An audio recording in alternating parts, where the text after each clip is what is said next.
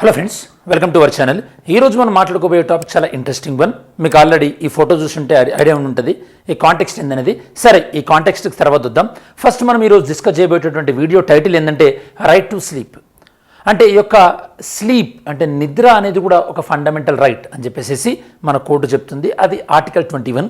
First మనం ఈ యొక్క వీడియోలో కాంటెక్స్ట్ అంటే ఈ యొక్క ఏమేమి డిస్కస్ చేయబోతున్నాం చూద్దాం ఒకసారి. ఫస్ట్ సందర్భం, వైట్ న్యూస్ కాంటెక్స్ట్. దాని తర్వాత అసలు ఈ కేసు డీటెయిల్స్ ఏంది, మరి మనకి బాంబే హైకోర్టు ఎలాంటి అబ్జర్వేషన్ చేసింది, దెన్ రైట్ టు స్లీప్ యొక్క స్కోప్ ఏంది, అలానే మనకి రైట్ టు స్లీప్కి సంబంధించినటువంటి ల్యాండ్ మార్క్ జడ్జిమెంట్స్. అంటే మీరు బాగా గుర్తుపెట్టుకోండి, జడ్జిమెంట్స్ ఎప్పుడన్నా ఎవరైనా మీ స్లీప్కి డిస్టర్బ్ చేసినా, మీ ఇంట్లో వాళ్ళని మిమ్మల్ని తొందరగా లేపినా కూడా ఓకే చదువుకోమని చెప్పేసి అప్పుడు మీరు కోట్ చేయొచ్చు. So that is how you can use the knowledge. Then సరే, మనం పాలిటీ పాయింట్ ఆఫ్ వ్యూ అది మనకి సిలబస్ మ్యాపింగ్ చూద్దాం ఒకసారి. General studies paper 2 Indian polity governance constitution point of view మనకి సిలబస్ మ్యాపింగ్. అలానే నేను యాప్ డీటెయిల్స్ షేర్ చేశాను. అందులో ఒక 2 తెలుగు మీడియం మెటీరియల్ అప్లోడ్ చేశాను. ఇంటర్నేషనల్ రిలేషన్స్, దాంతోపాటు తెలంగాణ పాలసీస్. ఇంట్రెస్ట్ ఉన్న వాళ్ళు డౌన్లోడ్ చేసుకోండి అండ్ పర్చేజ్ చేసుకోండి యాప్. దాంతోపాటు ఏంది ఆ లింక్ని మనకు టెలిగ్రామ్ ఛానల్లో షేర్ చేశాను. Next right to sleep context, సందర్భం ఏంది. ఫస్ట్ ఆఫ్ ఆల్ మనకి బాంబే హైకోర్టు ఏం చెప్పిందంటే రైట్ టు స్లీప్ లేదా రైట్ టు బ్లింక్ అంటే కళ్ళు మూచి ఇలా అంటే చేయడం, దాంతోపాటు స్లీప్ అనేది ఒక బేసిక్ హ్యూమన్ రిక్వైర్మెంట్. ఇది మనకి ప్రొవైడ్ చేయకపోతే మనకి ఆ పర్సన్ యొక్క హ్యూమన్ రైట్ వైలేట్ చేసినట్టే అంటున్నారు. యాక్చువల్లీ ఇదంతా కూడా మనం ఒకసారి కాంటెక్స్ట్కి వెళ్దాం. మీరు చూసుంటారు పోకిరి సినిమాలో ప్రకాష్ రాజ్ని ఇంట్రాగేట్ చేస్తుంటాడు. ఓకే, ఏందా ఇంట్రాగేషన్ మెథడ్, మనకి మహేష్ బాబు ఏం చేస్తాడు, ఇతను నిద్ర పోనివ్వకండి, కళ్ళు వాల్చినా కూడా ఇతను కొట్టండి అంటాడు.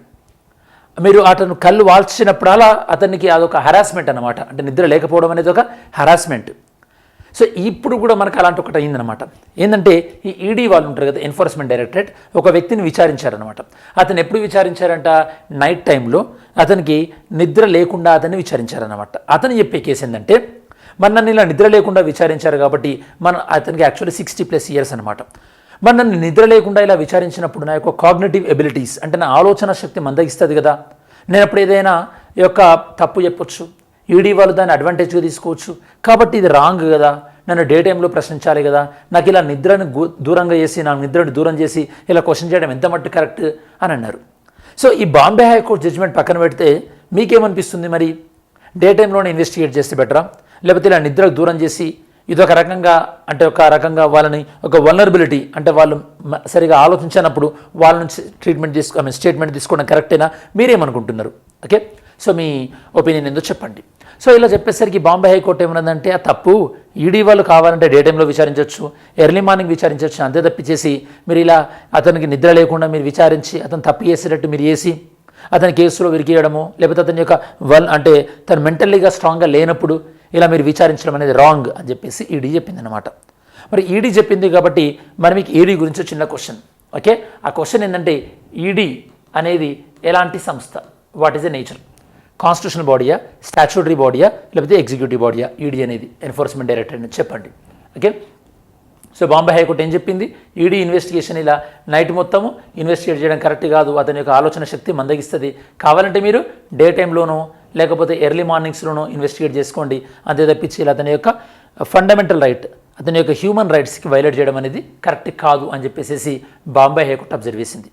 దాంతోపాటు మనకి స్లీప్ అనేది రైట్ టు లైఫ్లో భాగం ఉంటున్నాం కాబట్టి రైట్ టు లైఫ్ అంటే ఆర్టికల్ 21. మీకు ఆర్టికల్ 21 అనగానే గుర్తు రావాల్సింది ఏంటంటే ప్రొసీజర్ ఎస్టాబ్లిష్డ్ బై లా, చట్టం ద్వారా నిర్దేశించబడినటువంటి పద్ధతి, ప్రొసీజర్ ఎస్టాబ్లిష్డ్ బై లా. తర్వాత అది కాస్త మనకి డ్యూ ప్రాసెస్ ఆఫ్ లాగా మారిందనుకోండి, మనకి మెయిన్గా మేనకా గాంధీ కేసులో. But procedure established by law. సరే, చాలా సింపుల్ క్వశ్చన్ అడుగుతాను, ప్రొసీజర్ ఎస్టాబ్లిష్డ్ బై లా అన్నదాన్ని మనం ఏ కంట్రీ నుంచి తీసుకున్నాం? Very easy to answer. So ఇలా మనకి రైట్ టు లైఫ్లో ఒక భాగంగా చెప్పారన్నమాట ఈ యొక్క రైట్ టు స్లీప్ అనేది. యాక్చువల్ మన ఇండియన్ కాన్స్టిట్యూషన్లో ఏదైనా ఒక ఆర్టికల్ని చాలా విస్తృతంగా చాలా వైడ్గా ఇంటర్ప్రిట్ చేశారంటే ఆర్టికల్ ఏంటంటే ఆర్టికల్ 21. ఆర్టికల్ 21లో మనకి రైట్ టు మ్యారేజ్ అని దాంతోపాటు సో రైట్ టు అంటే రైట్ టు ఫర్గెట్ రాలేదనుకోండి, రైట్ టు ప్రైవసీ అని డిఫరెంట్ రైట్స్ అని కూడా మనకు వచ్చినాయి. మరి ఈ కాంటెక్స్ట్లో మనం ఒకసారి అప్పట్లో ఒక ఎల్జీబీటీక్యూ కమ్యూనిటీ వాళ్ళకు కూడా రైట్ టు మ్యారేజ్ అనేది ఒక లీగలైజ్ చేయాలంటే ఇప్పటివరకు గవర్నమెంట్ ఆఫ్ ఇండియా దాని పాయింట్ ఆఫ్ వ్యూలో పెద్దగా ఏం చర్యలు చేపట్టలేదు అనుకోండి. సరే, సుప్రీంకోర్టు అనేది మనకి స్లీప్ అనేది లగ్జరీ కాదు, ఇది ఒక నెసెసిటీ అన్నారు.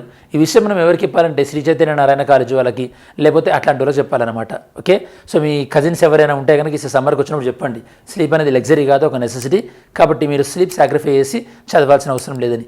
ఇన్ఫ్యాక్ట్ నేను కూడా ఈవెన్ నేను ఇంతకుముందు సరిగా స్లీప్ మెయింటైన్ చేసేవాడిని కాదు, బట్ ఒకసారి స్లీప్ వాల్యూ తెలిసి వచ్చిన తర్వాత డెఫినెట్లీ మీరు యూ డోంట్ బిలీవ్, ఖచ్చితంగా మీరు స్లీప్ని మాత్రం సాక్రిఫై అయ్యారు. 1 గంట 2-3 గంటలు తిన్నా కూడా ఏం కాదు, తినడం లేట్ అయినా పర్లేదు, కానీ స్లీప్ మాత్రం లేదనుకోండి సరిగా డే మొత్తం ఇన్కంప్లీట్గానే ఉంటుంది. You will be frustrated, you are not much energetic, అంత పెద్ద ఎనర్జెటిక్గా ఉండరు, చాలా ఇబ్బంది ఉంటుంది. Yes or no, what you say? Next, right to sleep, fundamental right, ఇది మనకి ఇంప్లైడ్ రైట్ అన్నమాట. అంటే రైట్ టు స్లీప్ అనగానే మళ్ళీ మీరు ఇంకో క్వశ్చన్ అడగవచ్చు, సార్ మీరు క్లాస్ చెప్పేటప్పుడు నేను నిద్రపోతే ఎట్లా, అది కూడా రైట్ టు స్లీప్ కదా అంటే సుప్రీంకోర్టు చాలా క్లియర్గా చెప్పింది, రైట్ టు స్లీప్ అంటే ఒక రీజనబుల్గా అని చెప్పేసి, అంటే నువ్వు బస్ స్టాండ్లోనో లేకపోతే రోడ్డు మీదనో పడుకుంటా, లేకపోతే నేకెడ్గా పడుకుంటా, డే టైంలో పడుకుంటా, ఇట్లాంటివి కాదు రైట్ టు స్లీప్ అంటే. నేను బస్ డ్రైవర్ని డ్రైవింగ్ చేసుకుంటూ పడుకుంటా, ఇట్లాంటివి కాదు. అది ఇంప్లాయిడ్ రైట్స్, అంటే కొద్దిగా దాన్ని ఒక సాహిత్యకంగా వాడుకోవాలని మీనింగ్ అనమాట. ఓకే, అర్థమైంది కదా. నెక్స్ట్, ల్యాండ్ మార్క్ జడ్జ్మెంట్స్ ఏందో చూద్దాం. Sayeed Maqsood Ali versus state of Madhya Pradesh 2001. ఇక్కడ ఏమన్నారు, ప్రతి ఒక్కరికి కూడా ఒక రైట్ టు స్లీప్ అనేది ఆర్టికల్ 21 ప్రకారం రైట్ టు లైఫ్లో భాగం అన్నారు.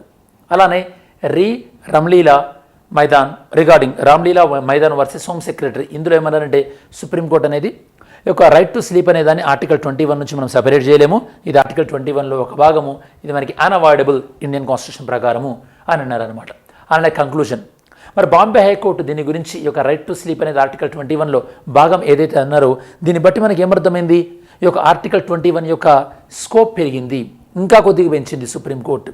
ఇదన్నీ కూడా దేన్ని ఏం చెప్పొచ్చు మనం దీన్ని బట్టి మనం ఏం చెప్పొచ్చు అంటే, ఈ యొక్క ఆధునిక సమాజంలో మనకు ఫండమెంటల్ రైట్ యొక్క పరిధి పెరుగుతుంది.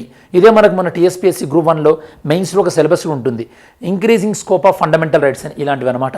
ఇట్లా మనం మెయిన్స్ రిలేటెడ్వి చేయాలి. అలాగే మనం యాప్ లాంచ్ చేసినాము కాబట్టి ఇట్లాంటి పీడిఎఫ్స్ కూడా నేను మీకు డౌన్లోడ్ అంటే అందులో పెట్టేస్తాను, మీరు దాన్ని నామినల్ ప్రైస్కి పర్చేజ్ చేసుకోవచ్చు. ఇంకో విషయం ఏంటంటే, ఈరోజు నేను ల్యాబ్ లాంచ్ చేశాను కాబట్టి చెప్తున్నాను, అదర్వైజ్ ఇట్లాంటి ఈ 8:30 వీడియోలో నేను మీకు ఈ కోర్స్ లాంచ్ చేసి అది లాంచ్ చేసి ఇది లాంచ్ చేసి అని చెప్పను.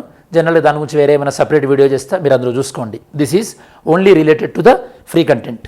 Okay, next, yesterday's video question అయితే కనుక, under the constitution a person shall be disqualified from being elected as a member of parliament. అంటే ఒక పర్సన్ ఇందులో దేనివల్ల ఈ యొక్క ఎంపీగా డిస్క్వాలిఫై అవుతారు అంటున్నారు. He holds any office of profit, ఏదైనా లాభదాయక పదవి వల్ల, right. He is found guilty of certain election offences or corrupt practices, ఏదైనా కరప్షన్ ప్రాక్టీసెస్ వల్ల లేదా కరప్ట్ ప్రాక్టీసెస్, లేదా he is found guilty of certain election offences వల్ల కూడా he is un undischarged insolvent. 1, 2, 3 D, B ఇచ్చినాము మనం, డి ఆన్సర్ వచ్చేసేసి. Next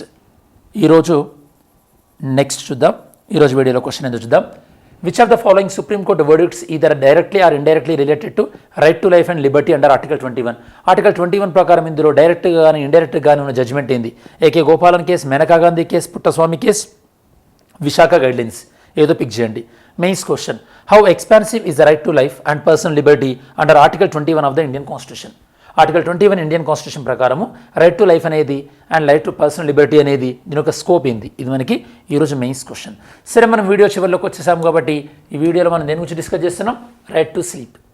right to sleep in court ఏ సందర్భంలో చెప్పింది, ఇది ఫండమెంటల్ రైట్స్లో ఎందుకు ఇంపార్టెంట్ అని చెప్పింది, ఏ ఇన్వెస్టిగేటివ్ ఏజెన్సీ ఈ యొక్క right to sleep point of వ్యూలో, దాంతోపాటు దీనికి సంబంధించి సుప్రీంకోర్టు యూజ్ చేసిన అంటే బాంబే హైకోర్టు చేసినటువంటి కొన్ని ల్యాండ్ మార్క్ జడ్జ్మెంట్స్, అలానే మన ఫండమెంటల్ రైట్స్ యొక్క స్కోప్ అనేది ఏ విధంగా పెరుగుతుంది అనేది కూడా మనం అర్థం చేసుకున్నాం. ఇది మనకి ఓవరాల్గా రైట్ టు స్లీప్ అనే టాపిక్ ఏదైతే ఉందో దానికి సంబంధించినటువంటి సమగ్రమైన విశ్లేషణ. Thanks for watching this video. Have a great day. జై హింద్.